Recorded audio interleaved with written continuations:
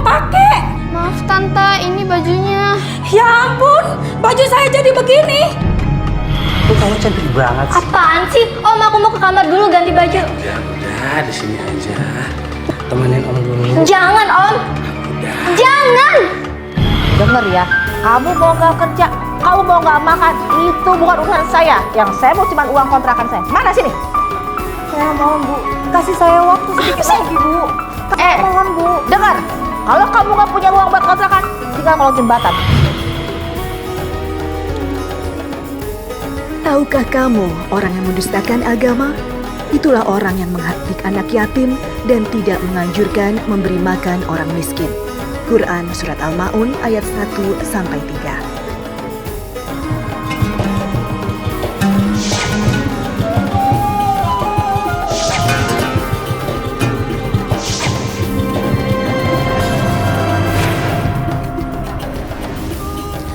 Assalamualaikum warahmatullahi wabarakatuh. Waalaikumsalam. Selamat pagi pemirsa Tawakal yang dirahmati Allah Subhanahu wa taala. Saya Farid Hasan kembali menjumpai Anda dan pemirsa. Di studio saya tidak sendiri, saya bersama dengan Bapak Ustadz Masruhin Abdul Majid. Assalamualaikum Pak Ustadz. Waalaikumsalam warahmatullahi wabarakatuh. Selain Bapak Ustadz Masruhin Abdul Majid juga sudah hadir bersama kami seorang narasumber bernama Ibu Leni. Assalamualaikum Bu Leni. Waalaikumsalam Mas. Baik, Bu Leni, langsung saja Bu Leni cerita ke saya sama Pak Ustadz. Ibu Leni punya permasalahan hidup seperti apa? Saya kangen sama orang tua saya, Mas. Selama saya kecil melalui merasa keburukan dalam kecil saya. Nah, seperti apa? Ibu saya meninggal, Mas. Boleh tahu gara-gara apa meninggalnya? Ibu saya menderita kanker payudara. Terus kemudian setelah ibu meninggal, apa yang ibu rasakan? Ibu saya meninggal karena kanker payudara. Terus semenjak itu saya berumur 8 tahun. Nah, setelah ibu meninggal, lalu bagaimana kehidupan di rumah sehari-hari? Saya bersama adik saya. Saya dua saudara. Adik saya selalu sedih. Dia selalu dalam kesedihan. Dia sering melamun.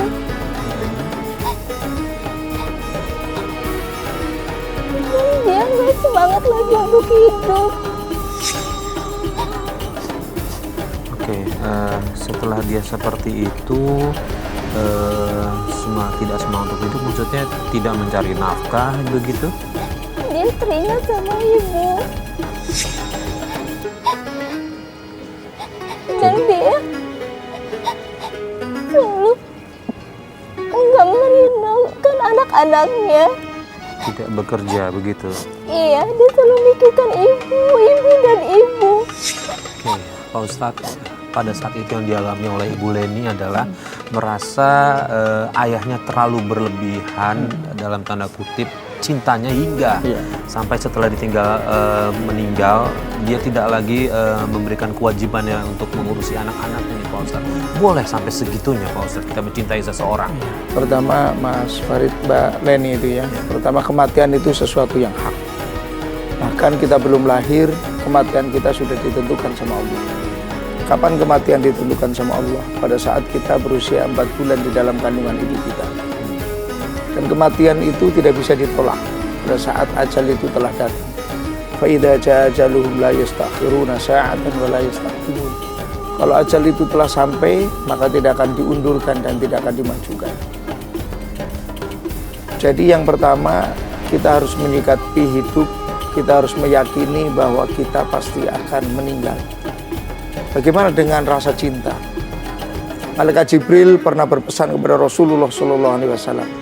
Ada 3 pesan. Salah satunya adalah ya Muhammad wahbub man syi'ta fa innaka mufarriqun. Wahai Muhammad, cintailah orang secintanya kamu. Tapi ingat, bahwa kamu itu akan berpisah. Pesan itu juga akan sampai kepada kita bahwa kita boleh mencintai orang, boleh mencintai yang kita cintai, tapi ingat, suatu saat kita akan berpisah. Bisa kita yang meninggalkan duluan atau kita yang ditinggalkan duluan. Kasus yang menimpa Mbak Leni ini, yang ditinggalkan adalah bapaknya, yang meninggalkan duluan adalah ibunya. Tentu pada saat kita ada kehilangan keluarga, apalagi istri yang dicintai, tentu merasa duka.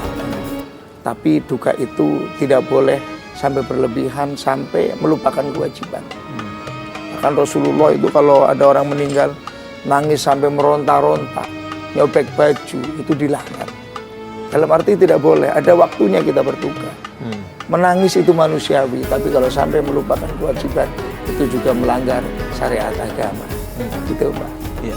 Nah, Mbak Leni sampai berapa lama ayahnya Mbak Leni berlaku seperti itu? Dia sakit, jatuh sakit, dan lama kemudian ayah menyusul ibu. Nah, selama dia sakit ada waktu untuk berobat atau tidak? Ada. Saya sempat minta tolong sama tante, adik kandung ayah saya, untuk bawa ayah ke rumah sakit berobat. Tapi tante itu bermuka dua. Maksudnya bermuka dua bagaimana? Di depan ayah dia berlaku baik, tapi setelah ayah meninggal dia berubah jahat.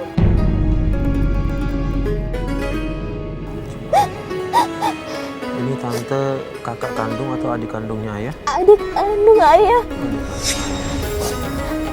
Dia berubah jahatnya seperti apa? Dia melakukan kita berdua sebagai pembantu dengan binatang. Saya mengerjakan semua rumah dan saya dicari-cari, saya disiksa, dicaci maki sama tante. Jadi tante menguasai semua harta peninggalan ayah seperti itu. Iya. Lalu mempekerjakan kalian seperti asisten rumah tangga. Tinggalnya di mana? Masih di rumah orang tua atau sudah sama tante? Sekarang di rumah. Nggak, pada saat itu tinggalnya di mana? Masih di rumah ayah. Masih di rumah ayah. Artinya masih harta masih milik ayah ya untuk yang rumahnya ya. Tapi udah dipindah alih nama sama tante. Tante serakah. Pak Ustadz, ini adik dari ayahnya menguasai harta peninggalan ayahnya. Padahal itu hak untuk anak-anaknya sebagai ahli waris ya Pak Ustadz. Ini bagaimana posisinya dalam Islam juga seperti ini Pak Ustadz? Sangat tidak terpuji sekali. Jadi begini, harta anak yatim itu pada saat anak yatim masih belum balik ya, masih kecil, itu masih boleh dikelola, bukan dikuasai, dikelola. Dalam arti kalau diberikan kepada anak yatim pada saat masih kecil kan bisa jadi Bisa malah habis. ya habis, tidak menentu. Maka dikelola, pada saat anak yatim itu sudah balik maka sudah harus dikembalikan, atau bahasanya anak yatim itu sudah bisa mempertanggungjawabkan hartanya, maka sudah harus dikembalikan lagi. Tantenya itu harus dinasehati atau didatangin oleh orang, kan setiap orang itu punya orang yang ditakuti atau disegani oleh setiap orang ya kan. Ada nggak mungkin kakaknya bapak yang masih ada, atau saudara dari bapak, tapi saudara dari bapak. Kalau saudara dari ibu nggak kena, saudara dari bapak pokoknya nggak kena, nggak nyentuh. Kalau saudara dari bapak, datengin bahwa hukumnya ini, kalau orang memakan hartanya anak yatim sama saja memasukkan api ke dalam perutnya, maka semakin dia rakus, semakin dia hatinya keras, semakin susah dikasih nasihat. Maka kalau bisa kekeluargaan, dan kekeluargaan ada nggak saudara bapak yang kira-kira disegani oleh tantenya, itu yang suruh menyelesaikan. Ada? Baik. Tidak ada. Cuma tante doang yang jahat itu. Enggak, maksudnya kakaknya bapak ada nggak? Enggak ada, dia berdua saudara. Pamannya dari bapak? Enggak ada. Cuma tante doang. Nah, Pak Ustadz, dan dia nggak cuma sekedar menguasai harta dari kakaknya, tapi juga memperlakukan keponakan-ponakannya kurang lebih tidak manusiawi. Ya. Itu juga sangat keliru. Jadi di dalam bahasa Arab itu ada penyebutan anak, salah satunya itu walad.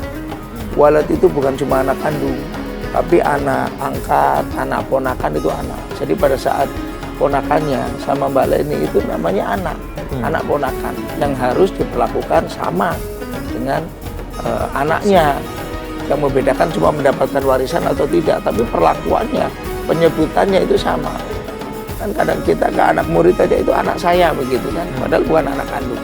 Karena memang bahasa Arab itu ada penyebutan anak yang mencakup ke beberapa aspek yang menjadi anak kita.